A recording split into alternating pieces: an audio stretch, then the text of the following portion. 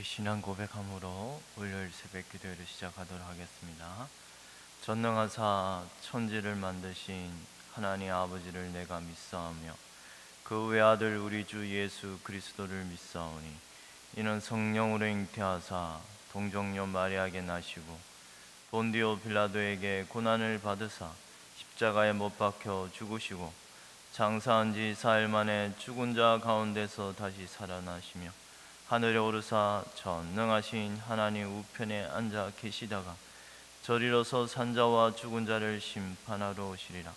성령을 믿사오며 거룩한 공예와 성도가 서로 교통하는 것과 죄를 사하여 주시는 것과 몸이 다시 사는 것과 영원히 사는 것을 믿사옵나이다. 아멘. 우리 찬송가 290장입니다. 우리는 주님은 늘 배반하나.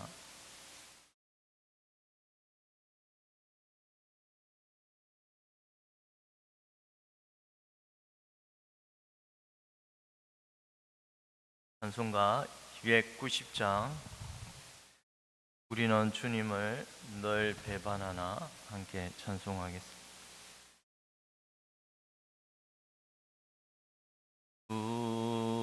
우리는 주님을 늘 배반하나 내 주 예수 여전히 날 부르사 그 참되신 사랑을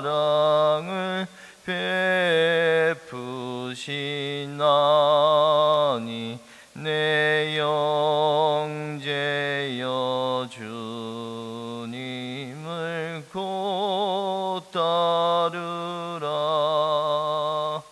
주 널 위에 비네 주 널 위에 비네 주 널 위에 비네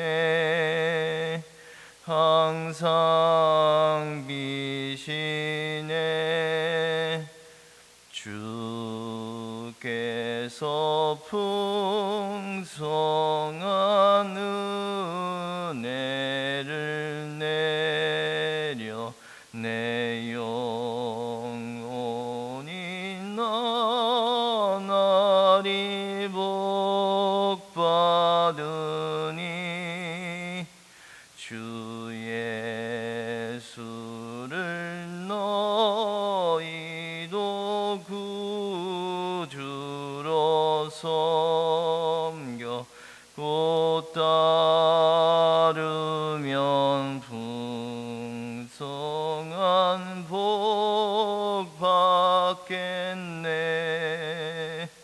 주 널 위에 비네 주 널 위에 비네 주 널 위에 비네 항상 비시네 무거운 짐 지고 애타는 인생 주 예수께 돌아와 고시어라. 내 주 예수 너희를 돌보실 때에 참복 낙가니가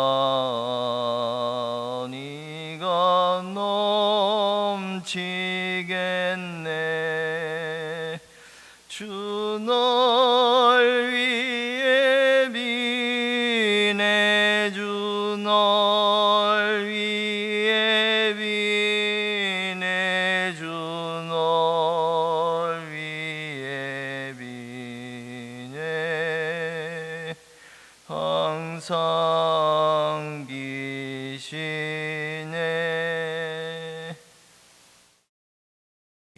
성경 말씀 욥기 21장입니다.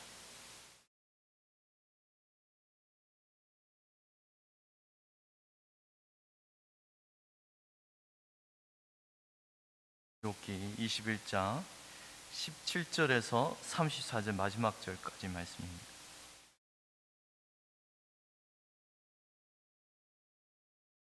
욥기 21장 17절에서 34절 마지막까지 우리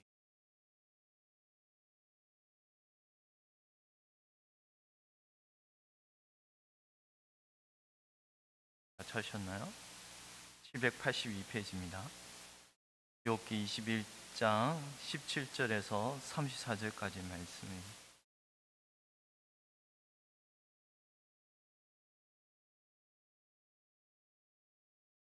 악인의 등불이 꺼진가 재앙이 그들에게 닥친가 하나님이 진노하사 그들을 공고하게 하심이 몇 번인가.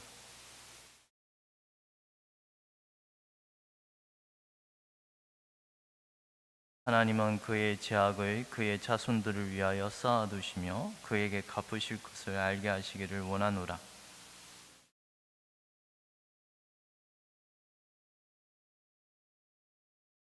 그의 달수가 닿으면 자기 집에 대하여 무슨 관계가 있겠느냐. 그러나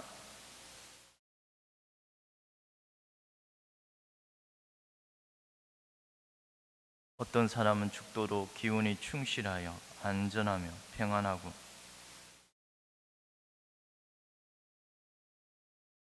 어떤 사람은 마음의 고통을 품고 죽음으로 행복을 맛보지 못하는도다.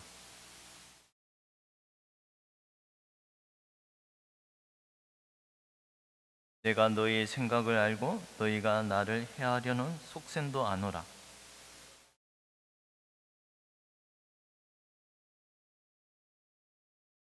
너희가 길 가는 사람들에게 묻지 아니하느냐. 그들의 증거를 알지 못하느냐.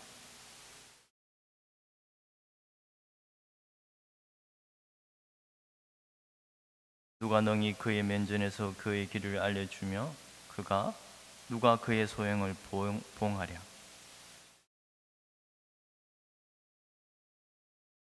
그는 골짜기에 흙덩이를 달게 여기리니 많은 사람들이 그보다 앞서갔으며 모든 사람이 그의 뒤에 줄지었느니라. 그런데도 너희는 나를 헛되이 위로하려느냐. 너희 대답은 거짓일 뿐이니라. 아멘.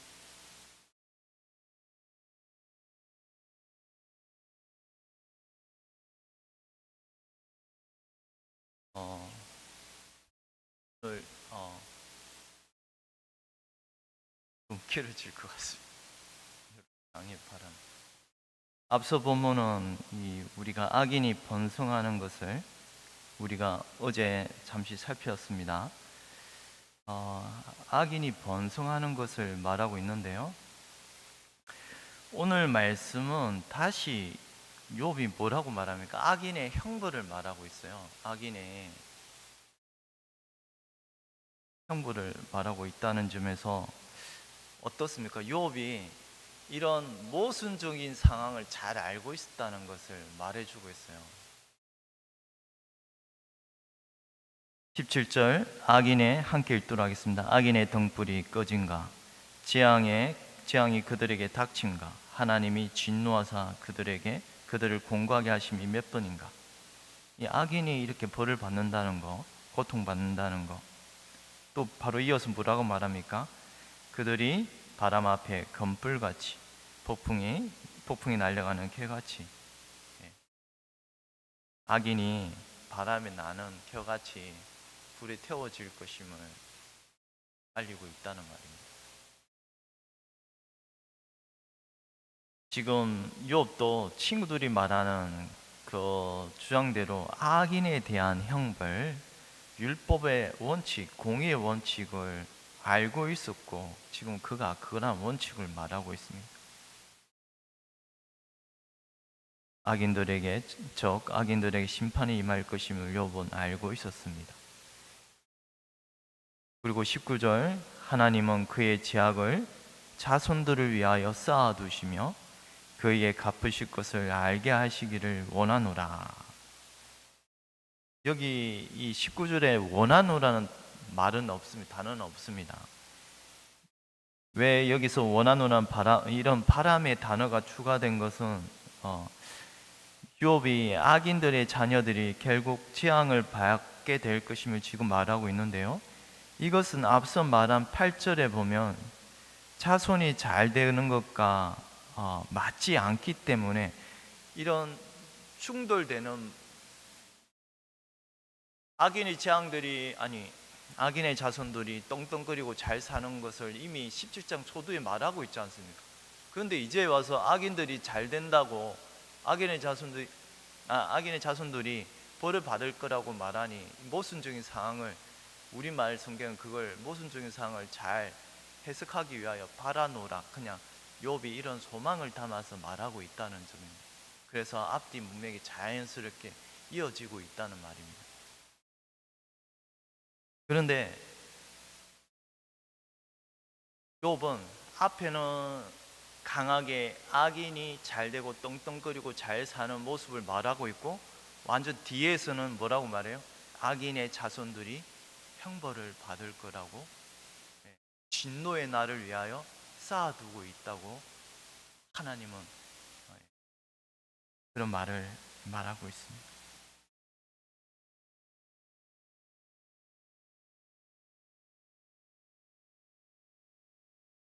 욥이 말하는 바는 이런 모순적인 일들이 뭐라고요? 이 땅에서 일어나고 있다는 말입니다. 여러분, 이걸 잘 구분해야 합니다. 예수님을 믿으면 근데 예수님을 믿고 그런 하나님의 은혜와 그런 것을 세상적인 주관으로 평가로 바꿔버리면 그건 우리가 잘못되어 버립니다. 신앙이 잘못된 길로 가기가 쉽습니다. 왜냐하면 이 세상에는 모순적인 일들이 많이 얽혀 있기 때문에 그걸 우리가 하나님의 복과 저주로 구분을 우리의 육신의 육안으로 분간한다는 건 참 이거 섣부른 판단이라는 것입니다.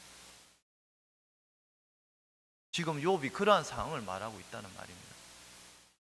악인이 잘 되고 잘 살고 죽을 때도 평안히 죽는 경우가 있다는 말입니다. 그런데 하나님의 자녀는 모진 고통과 고난 가운데, 병고와 질고 가운데 고통스럽게 죽을 수도 있다는 말입니다. 어디서 그러한 사실이 잘 드러납니까? 예수님의 제자들은 다 순교하였습니다.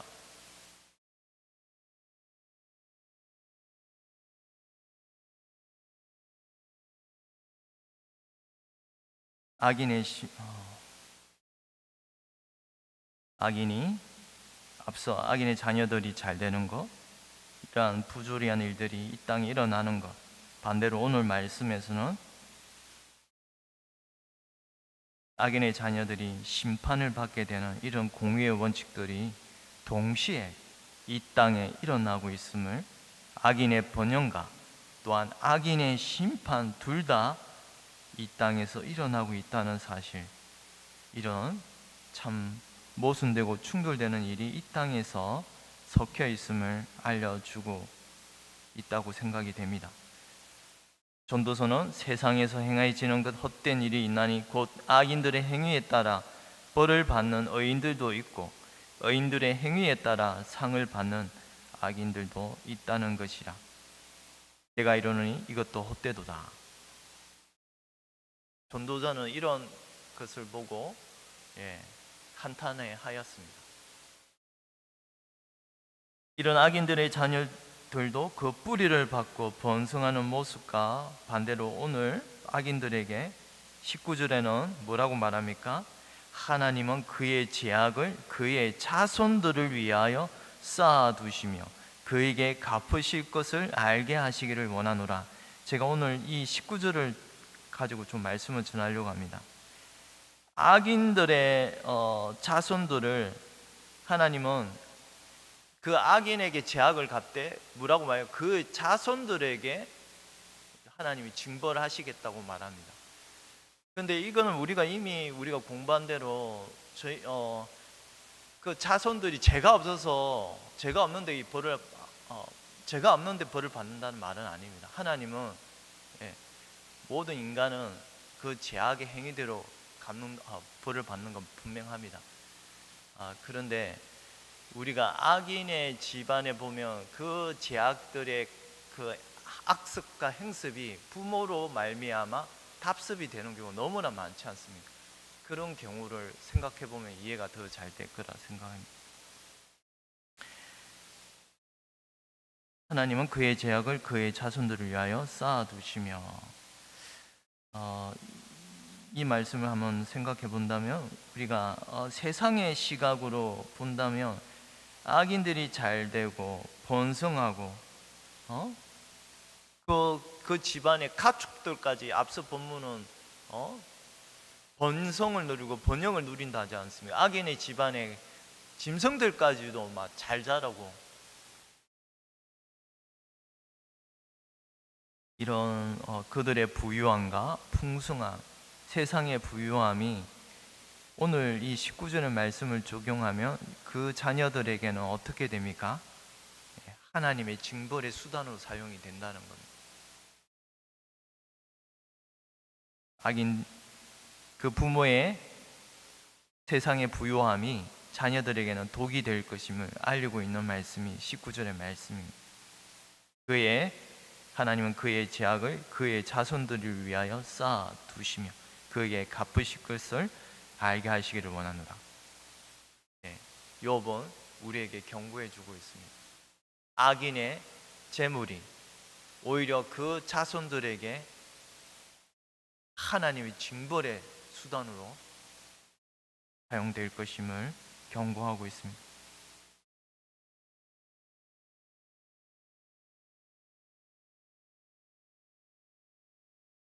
악인들의 재물, 그 자녀들에게 독이 될 것임을 알리고 있는데요. 이런 악인들의 부유함, 풍성함이 자녀들에게 독이 되는 이유는 주를 믿지 않는 자녀들에게는 그 많고 풍성한 세상의 재물과 권세를 결국 그 마음의 악한 종욕에 따라 쓰기 때문에 결국 그것이 없는 것보다 더 못한 형편이 되어버리는 것입니다. 여러분, 마음에 제가 20장에도 보면 여러분 이런 유혹기를 자세히 한번 유심히 보면 세상적인 이런 것을 통하여 어떤 마음의 부패함을 계속 알리고 있어요. 그의 음식이 20장에도 보면 그의 음식이 창자 속에서 변하여 뱃속에서 독사의 썰개가 되느니라. 결국 이 안에 마음의 독한 죄악의 성품을 말하고 있다는 말이에요. 우리가 이런 것을 생각하면 결국 악인들의 이런 저주를 하나님 받는 모습은 마음의 변화를 받지 못하기 때문입니다. 부패한 마음의 그런 악인들에게 아무리 좋은 것을 주어도 그 선한 것이 그들에게는 마치 난폭한 칼이 되는 것처럼 자신을 해하는 데 쓰게 되는 것입니다. 악인들의 마음, 변화를 받지 못한 그런 악인들, 그리고 그의 자녀들까지 쾌락과 방탕한 삶의 극치를 달력하며 그러한 모든 하나님의 주신 그 복을 악으로 사용하게 되고 결국 그것은 그들에게 무엇입니까? 저주가 되는 것입니다. 왜냐하면 그 마음을 제어할 권능이 없기 때문에 그 모든 선한 것도 쾌락으로 악으로 종욕으로 사용하다 멸망하는 것입니다. 여러분, 그런 것을 우리가 뉴스에 많이 보지 않습니까? 그 많은 재물, 그 복들을 선한 데 쓰지 못하고 출처할 수 없어서 쾌락과 종욕으로 인생을 낭비하다 멸망의 길로 가는 것입니다. 이런 측면에서 보면 욥이 앞서 우리가 9절에서 그들은 아이들을 양떼같이 내보내고 그들의 자녀들은 춤추는구나, 그들은 소고와 수금으로 노래하고 피리 불어 즐기며 그들의 날을 행복하게 지내다가 잠깐 사이에 소울에 내려가느니라 라고 예, 이런 모든 쾌락이 결국에는 그것이 그들에게는 나중에는 모든 것이 하나님의 저주로 이어질 수밖에 없는 것입니다. 왜냐하면 마음의 변화를 받지 못하기 때문에. 이런 모든 즐기고 흥거리며 흥청거리며 그 모든 것은 오늘 19절에 하나님께서 그의 제약을 그의 자손들을 위하여 쌓아두시며 라는 말씀을 이렇게 결국 그 오늘 21장의 말씀이 모순적이지 아니다는 것을 더 오히려 자연스럽게 이어진다는 것을 알 수가 있을 것입니다.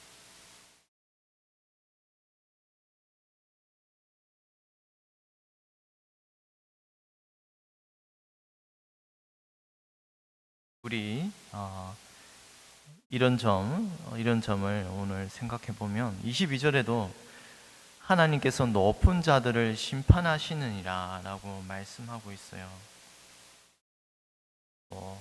참으로 교만하고 마음이 높은 자들을 하나님께서는 심판하신다고 말합니다.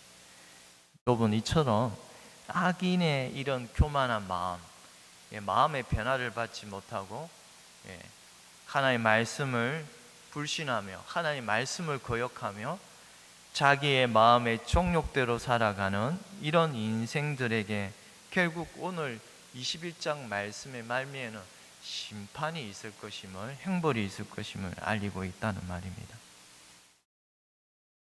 그러나 다시 욥은 이런 하나님의 심판과 공의의 원칙이 있으면서도 뭐라고 말해요? 계속 어떤 사람은 죽도록 기운이 충실하며 23절에 안전하면 평안하고 그의 그릇에는 젖이 가득하며 그의 고수는 윤택하고 또 어떤 사람은 마음의 고통을 품고 죽음으로 행복을 맛보지 못하는도다. 결국 어떤 사람은 모르겠어요. 소두의 초반부에 말하는 어떤 사람은 악인이 죽도록 잘 되고 기운이 지나요. 그런 사람이 있는 반면에 어떤 사람, 이 사람이 의인일지 모르겠으나 의인이라면 마음의 고통을 품고 죽는, 참으로 세상 사람 눈을 보기에는 불행한 것처럼 보이는 그런 죽음을 맛볼 수 있다는 사실을, 이 땅에서 이 둘이 매 한 가지로 흙 속에 눕고 그들 위에 구더기가 덮이는구나. 이 땅에서 이런 상황이 얽혀있는 상황을 다시 언급하고 있습니다.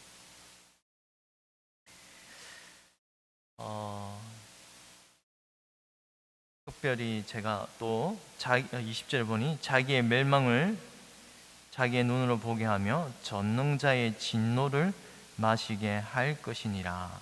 여러분, 이 전능자의 진노가를 마시게 한다고 말하잖아요, 악인에게. 그죠? 그런데 여러분, 이 말씀이 기억납니까? 이 말씀이 이미 욥이 자신에게 향하여 했던 말입니다. 6장의 4절에 욥이 대답하여 이르되 나의 괴로움을 달아보며 나의 파멸을 저울 위에 모두 놓을 수 있다면 전능자의 하살이 내게 박힘에 나의 영이 그 독을 마셨나니 하나님의 두려움이 나를 엄습하여 치는구나. 이런 내용으로 봐서 악인들이 받아야 할 이 행벌이 뭐예요? 의인인 욥 자신에게 임하였음을 알리고 있습니다. 이미 욥이 그러하였고, 그런데 이런 모든 욥기가 시가서입니다. 시가서임을 기억한다면 이런 악인에게 임할 형벌이 장차 누군가 이런 형벌을 다 받게 될 것임을, 마치 악인이 받아야 할 모든 형벌을 이 의인이 모조리 다 지게 될 것임을 암시하고 있지 않은가 싶습니다. 이것을 32절에는 뭐라고 말해요? 우리 32절을 함께 읽도록 하겠습니다. 그를 무덤으로 메어가고 사람이 그 무덤을 지키리라. 여기서 그는 악인이 이런 행보를 받게 될 것임을 말하는데요, 저는 이것을 반대로 그리스도의 예언을 두고서 말한 것이 아닌가 여겨집니다.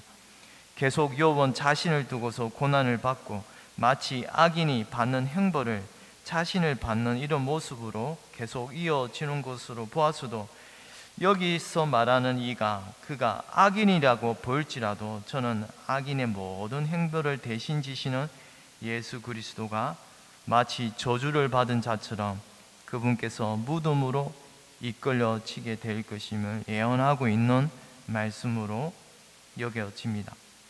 그분은 무덤으로 메어 갔고 사람이 그 무덤을 지켰습니다. 예수님은 물론 로마의 병사들이 그 무덤을 지켰습니다만, 그런데 이 지키다는 말은 깨어 지키다는 말이거든요. 잠을 안 자고. 로마 병사는 잤지 않습니까? 예수님의 무덤을 저들이 예수님의 무덤을 시체를 메어서 부자의 무덤에 묻고서 제 아들이 그 시체를 훔쳐갈까봐 로마의 병사들을 그 무덤에 지키가 했습니다. 그런데 그들은 잤습니다. 여기서 이 지키다는 말은 깨어 지키다는 말이에요. 그런데 저는 그 무덤가에 지킨 여인들도 있었고요, 마리아와, 그리고 무엇보다도 하나님의 천사들이 예수님을 그의 발치와 머리에 지키고 계셨습니다. 이사야 53장에는 그는 강포를 행하지 아니하였고 그의 입에 거짓이 없었으나 그의 무덤이 악인들과 함께 있었으며 그가 죽은 후에 부자와 함께 있었도다. 이런 의인이 악인의 형벌을 받게 되는 이 예언의 말씀, 이사야의 말씀은 우리가 잘 알다시피 예수 그리스도에게서 완전히 성취되었다는 점을 오늘 이 시가서인 욥기에서도 이것을 암시하고 있지 않은가, 조금씩 드러나고 있지 않은가 싶습니다. 우리는 결국 그리스도께서 이런 죄인들을 위하여 모든 형벌을 대신 지시고 수월로 내려가셨고, 그러나 장사한 지 사흘 만에 죽음의 근세를 깨뜨리시고 성경대로 우리 죄를 위하여 죽으시고 장사 지낸 바 되셨다가 성경대로 사흘 만에 다시 살아나사 잠자는 자들의 첫 열매가 되셨습니다. 아담의 범죄로 사망이 들어왔으나 둘째 아담이신 예수 그리스도로 말미암아 죽은 자의 부활이 임하게 될 것임을, 저는 욥기가 이런 모든 사실을 다 담고 있다고 생각이 됩니다. 우리가 앞서 욥기에서도 이미 내가 육체 밖에서 내가 주님을 보리라 욥의 고백을 우리가 들었지 않습니까? 그건 부활의 소망입니다.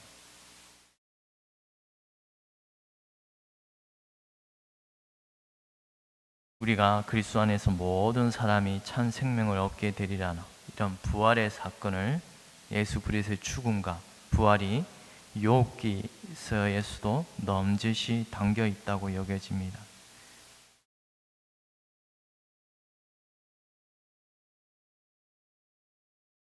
그 안에는 지혜와 지식의 모든 부하가 다 감추어져 있느니라. 우리는 세상에서 이처럼 악인이 벌을 받고 의인이 복을 받아야 하는 이 공의의 원칙이 욥에게서는 빗나가 버렸다고 말하고 있는데요, 그래서 욥기 19장 6절에는 굽어져 버렸다고 말하고 있어요. 하나님 나를 억울하게 하시고 자기 그물로 나를 애워 사신 줄을 알아야 할지니라. 여기서 억울하다는 말은 굽어져 버렸다는 말입니다. 비틀어져 버렸다는 말입니다. 하나님이 나에게서는 이처럼 비틀어 버리게 하셨다는 뜻이에요. 이것이 어떻게 보면 공의의 원칙이 빗나가 버린. 근데 우리가 자세히 다시 한번 예수 그리스도께 적용을 해보면 이 공의 원칙이 완전히 뒤바뀌어 버린 데가 예수 그리스도십니다. 예수 그리스도 자신이 이런 공의의 모든 원칙대로 복을 받아야 하는데 예수님은 저주를 받으셨습니다. 누구를 위하여? 죄인된 그의 백성들을 위하여 의인이신 그분이 모든 저주를 받으신 것입니다. 이런 공의의 원칙이 예수님이 확 바뀌어 버렸습니다. 그런데 참으로 놀랍게도 이상하게도 하나님께서는 이 공의의 원칙이 가장 올바르게 보이신 데가 예수 그리스도십니다. 왜냐하면 모든 죄인이 저주를 받아야 하는 그 원칙 때문에 예수님은 십자가에 죽으셨기 때문입니다. 그냥 하나님은 예수님이 우리의 죄를 사할 수 있는데 예수님은 우리의 죄 때문에 그 공의의 원칙 때문에 우리를 위하여 저주를 받으셨다는 말입니다. 그래서 하나님은 공의의 원칙을 더욱더 예수 십자가에 명확하게 세워버렸습니다. 죄의 삭은 사망이기 때문에 그 원칙을 가장 극명하게 보이신 데가 십자가의 사건인 것입니다. 십자가에 달린 자마다, 나무에 매달린 자마다 저주를 받은 자이니라. 나의 죄로 인하여 영원한 행벌을 받아야 할 그 저주를 대신 받으심으로 예수님은 모든 공의의 원칙을 너무나도 분명하게 굳건하게 자신의 몸으로 세우신 것입니다. 우리가 예수님 안에서는 모든 죄인이 이처럼 숨을 누리고 살 소망을 누릴 수 있는 것은 이런 죄인도 바로 그리스도 안에서는 그리스도의 의를 입혀주시기 때문입니다. 기도드리겠습니다.